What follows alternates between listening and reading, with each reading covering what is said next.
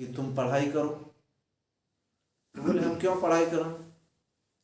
बोले पढ़ोगे तो बहुत अच्छी जॉब लग जाएगी, जॉब लग जाएगी, तुम्हारे पास गाड़ी होगी, बहुत सुंदर मकान होगा, बहुत कुछ ये सब होगा, तुम सुखी हो जाओगे। तो फिर क्या करेंगे? हम करेंगे तो फिर दुखी नहीं होंगे। फिर मैं सबसे अच्छा सुख समझता हूँ सो जाऊं। जितने सुख तुमने गिनवाए हैं, ये करने के बजाय मैं सो जाऊं तो वो सुख मुझे ज्यादा अच्छा लगता है। क्योंकि तुम इतना पापड़ बेल के सुख लोगे, मैं सो के ले लूंगा।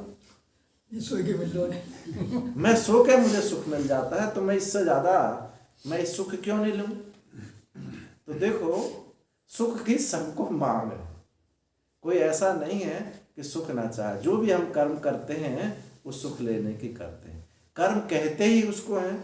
कर्तुम अभीप्सितम कर्म, व्याकरण में सूत्र है कि जो कर्ता को अभीष्ट हो उसको हम सुख कहते हैं। कर्ता को क्या अभीष्ट है? सुख अभीष्ट है। तो सुख तो भाई सब चाहते हैं।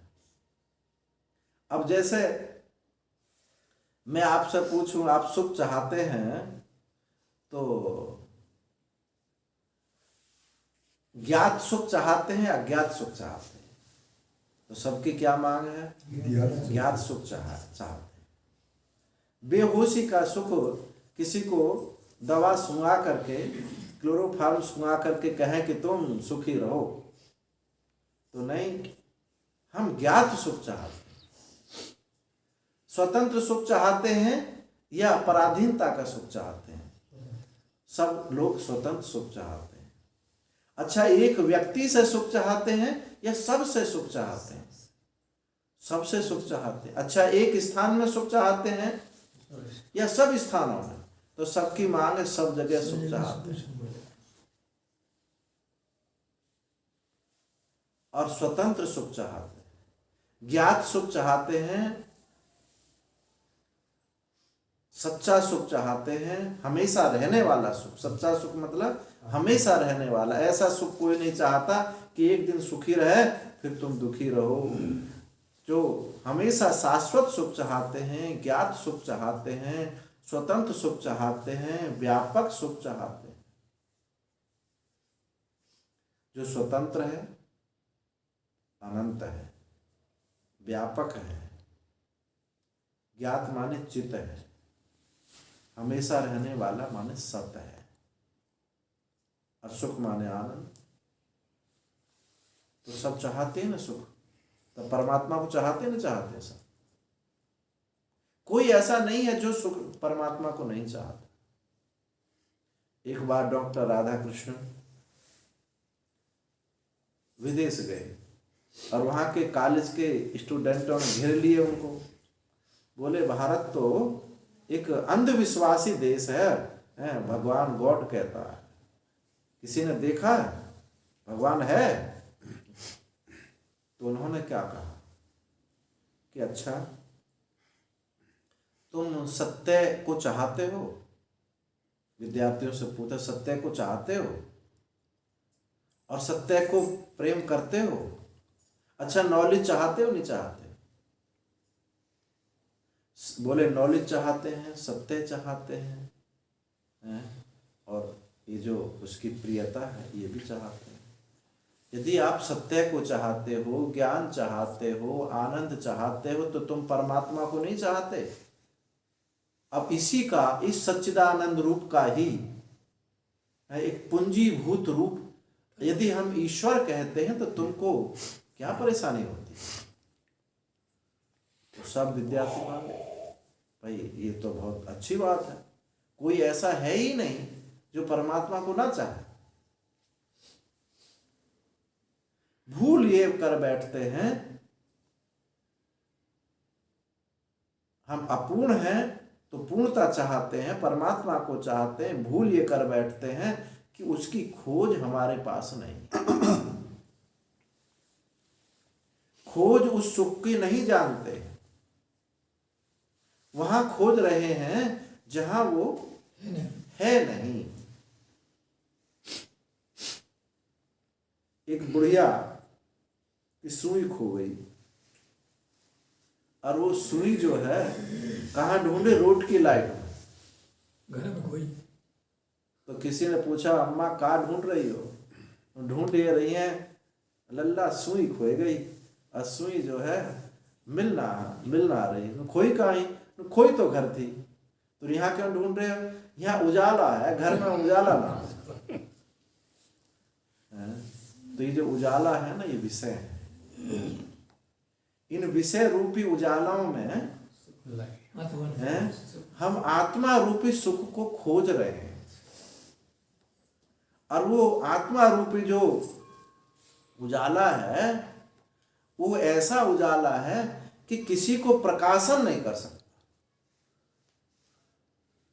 क्योंकि वो उजाला एक देश में बंधा हुआ है, वो खंबा के नीचे ही नीचे है। जहां खोई है वस्तु वहां नहीं है। तो ऐसा जो सुख है ये विषय रूपी उजाले में खो गया है। उजाले में मिलता है लेकिन विषय रूपी उजाला में खो गया है, क्योंकि वो विषय किससे प्रकाशित होता है? विषय चिदाभास से प्रकाशित होता है। अचिदाभास चेतन ना होकर के चेतन का आभास होता है, यानी प्रकाश ना होकर के प्रकाश का अभाव होता है। और जिसको हम समझ बैठे हैं कि ये प्रकाश है, तो विषय की खोज में, विषय में जो खोज रहे हैं और ऐसी वस्तु को खोज रहे हैं जो अनंत है, व्यापक है, हमेशा रहने वाली है, ये स्वयं विषय कंगाल है, ये आदि अंत वाले हैं, एक सीमित दायरे में बंधे हुए हैं। तो कैसे ये अनंत सुख दे सकते हैं? तो भगवान कह रहे हैं कि ये भाई तुम भूल से इन विषयों में अपने आत्म चैतन्य को खोज रहे हो, तो सुख ना मिलेगा, दुख ही मिलेगा, क्योंकि यही दुख के हेतु है। आप विचार करके देख लें कि शब्द स्पर्श रूप रस गंध ये ही दुख के हेतु हैं, और कोई दुख का हेतु नहीं। कहो कि मूर्खता दुख है, तो मूर्खता भी इन्हीं को स्पर्श करके, इन्हीं को पकड़ करके होती है। शब्द स्पर्श रूप रस को ही पकड़ करके मूर्खता होती है। इनका अत्यंत अभाव हो तो इस जगत का अत्यंत अभाव है। ये जगत क्या है? शब्द स्पर्श रूप रस गंध, इन्हीं का नाम तो जगत है। इन नाम रूपों का, ये जो नाम रूप है इन्हीं का नाम तो जगत है।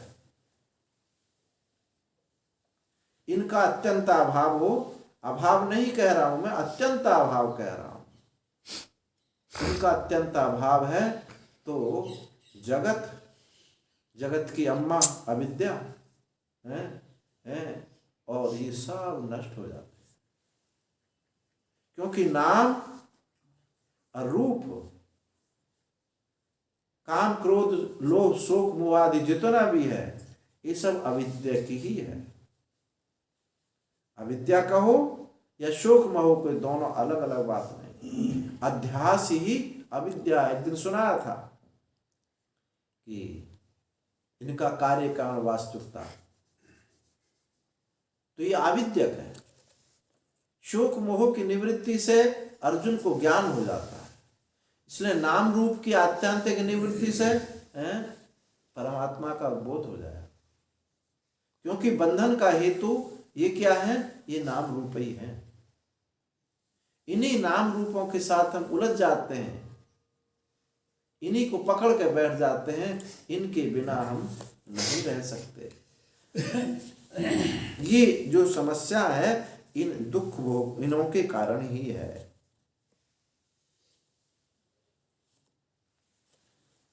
और बुद्धिमान वही है, अभी बताया था, सब बुद्धिमान मनुष्य जिसने अपने कर्ता भोक्तापने को निवृत्त कर दिया है, वो बुद्धिमान। आगे कहते हैं अयम च श्रेय मार्ग प्रतिपक्षी कष्टतमो दोषः सर्व अनर्थ प्राप्ति हेतु। ये जो श्रेय मार्ग की प्राप्ति का जो प्रतिपक्ष है, विपरीत है, वो कष्टतम दोष है, सर्व अनर्थों की प्राप्ति जो हेतु है, ये विषय ही है। उसके परिहार निवृत्ति करने के लिए तत्परिहारे यत्न आधिक्यम कर्तव्यम, उसके निवृत्ति के लिए हमको अधिक यत्न करना चाहिए। निरंतर सावधान रहना चाहिए। कैसी सावधानी है? शक्नो होती है सोडुम प्राक शरीर विमोक्षणात् काम क्रोधोद्भवम वेगम सह युक्ता स सुखी नरा। यहाँ भी देखो सुखी की परिभाषा यहाँ भी बताई, वहाँ पीछे चौथे अध्याय में बताई, यहाँ भी बताई। शक्नोति हैव, शक्नोति इह एव, यहाँ ही इस मनुष्य शरीर में ही, इस लोक में ही, जो शरीर छूटने से पहले इन काम क्रोधों काम क्रोध उद्भव वेगम, काम क्रोध से उत्पन्न वेग को जो यही सहन कर लेता है,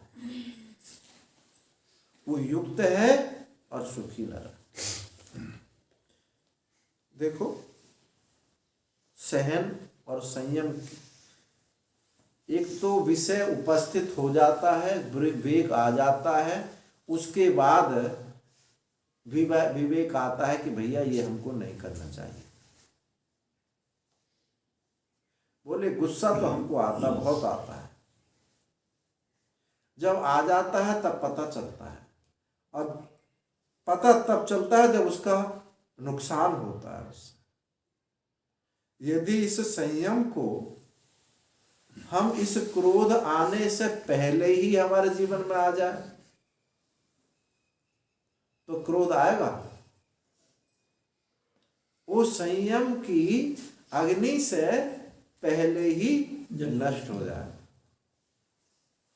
तो यहां तक जो 22वें श्लोक थे, 21वें श्लोक समझो, 21, 20, 19, 18 से 21वें श्लोक तक ये ब्रह्म अभ्यास बताया था, और 22वें श्लोक में जो भी बताया, यही संस्पर्श जब होगा, ये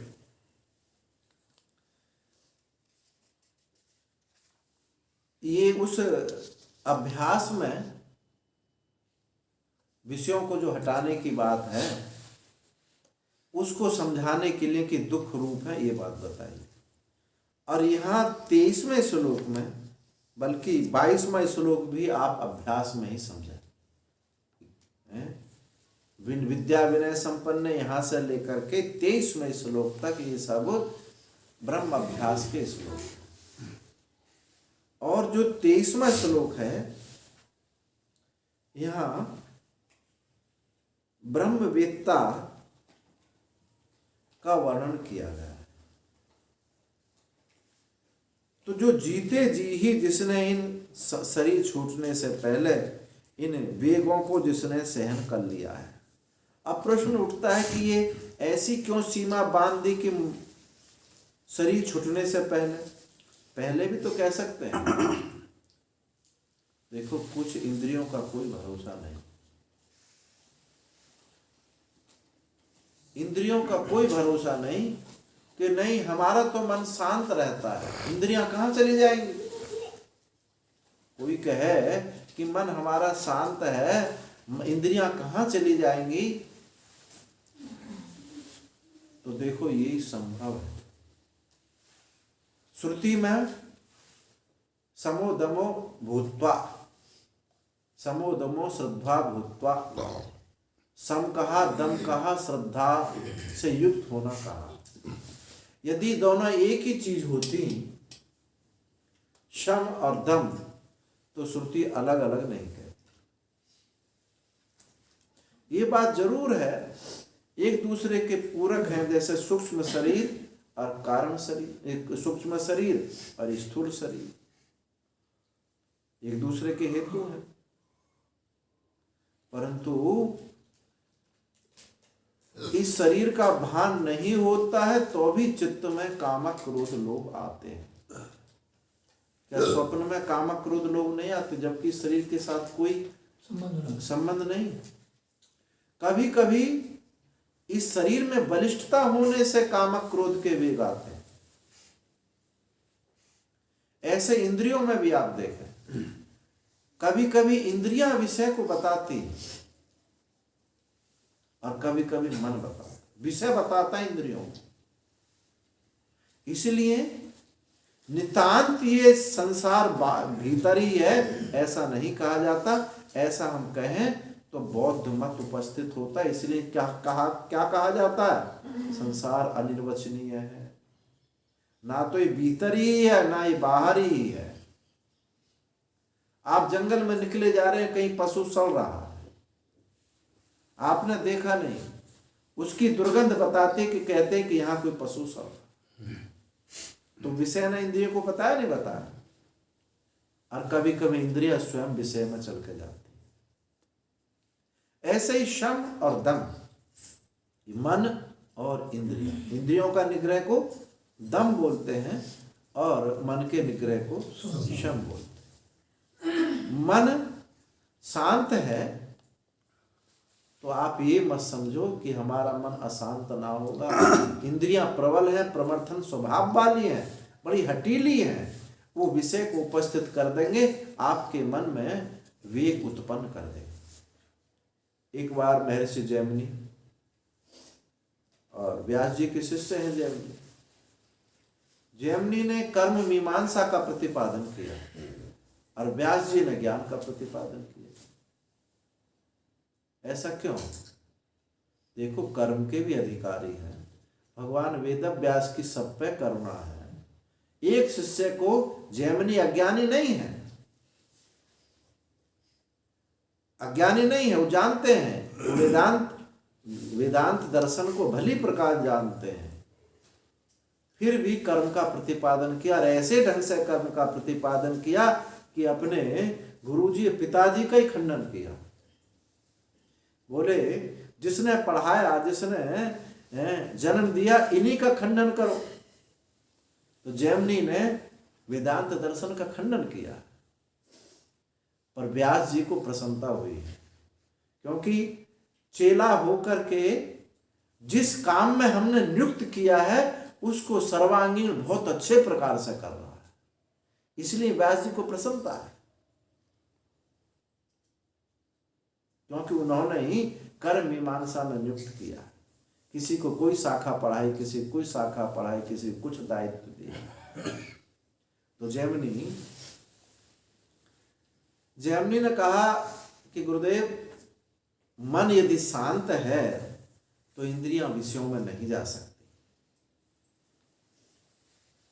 व्यास जी कहते नहीं, इंद्रियां बड़ी प्रमथन स्वभाव वाली हैं, इंद्रियों का भी निग्रह करना चाहिए और मन का भी निग्रह करना चाहिए।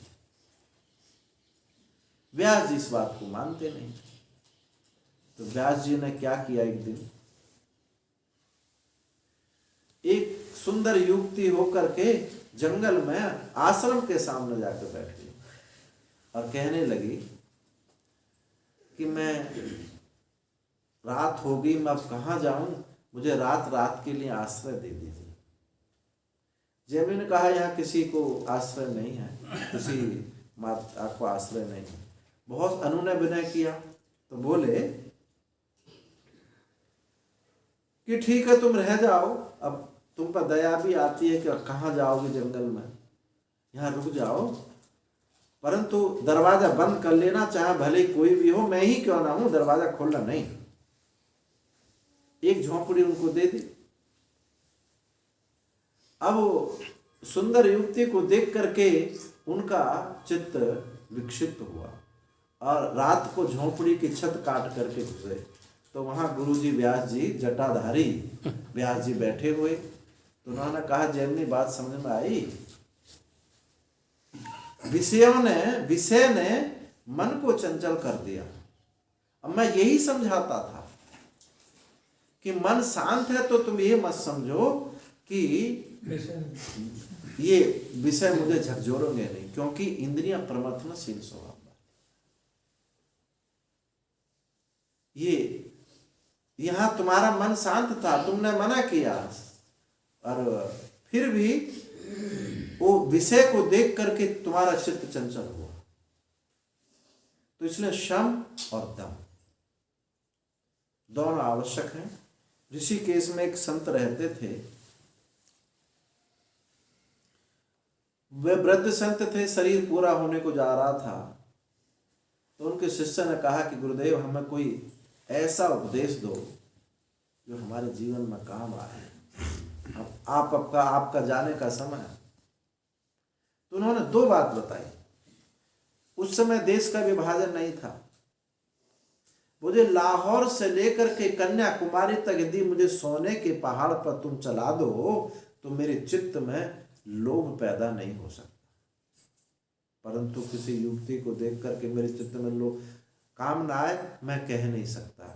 इसलिए जीवन में सावधान रहना। एक बात और कही कि साधन दो प्रकार के होते हैं, एक बहिरंग साधन होते, एक अंतरंग साधन होते। अंतरंग साधन में हम बैठे हैं, अनुसंधान कर रहे हैं, तो उस समय तो हमको बाहर का कुछ ख्याल ही नहीं। अनुसंधान में बैठे, आत्मचिंतन में बैठे तो बाहर इस शरीर का ही ख्याल नहीं होता, शरीर का ही भास नहीं होता। तो उस समय तो नहीं होता। जैसे वो चिंतन वृत्ति हटती है तो बहिरंग साधन हमारे जीवन, बहिरंग साधन क्या है? जीवन में त्याग, तपस्या, नियम, संयम, ये हमारे जीवन में होने चाहिए। वहां से जैसे हमारी वृत्ति हुई, तो यदि ये बहिरंग साधन नहीं हुए तो हम नीचे लुढ़कते चले आएंगे। जैसे एक सीढ़ी पर एक गेंद गिरती है तो एक सोपान से दूसरे सोपान पर, तीसरे सोपान नीचे आके गिरती है। इसलिए जीवन में कभी त्याग, वैराग्य, संयम आदि, त्याग, वैराग्य, संयम, तपस्या, जिनको हम छोटा साधन कह के छोड़ देते हैं, इनको कभी नहीं छोड़ना। ये ब्रेकर का काम करते हैं कि किसी व्यवहार के कारण कैसे यदि हमारा आत्मचिंतन टूटता है, अगर ये नहीं होते हैं तो हम नीचे आते हैं। अब फिर नीचे से उठना हमारे लिए बड़ा कठिन हो जाएगा। तो ये उन्होंने दो उपदेश किए। आज क्या होता है, हम तो सन्यासी हो गए, अब हमारे जीवन में ब्रह्मचिंतन के अलावा कुछ नहीं है। इसलिए कोई जीवन में त्याग, तपस्या, संयम, उपवास आदि छोड़ दो, इनकी कोई जरूरत नहीं, क्योंकि ये तो ज्ञान से इनका कोई संबंध नहीं। ज्ञान से संबंध है, ये ब्रेकर का काम करता है। जीवन में तप नहीं है, तितिक्षा नहीं है, तो हमको पराधीनता कर देती है।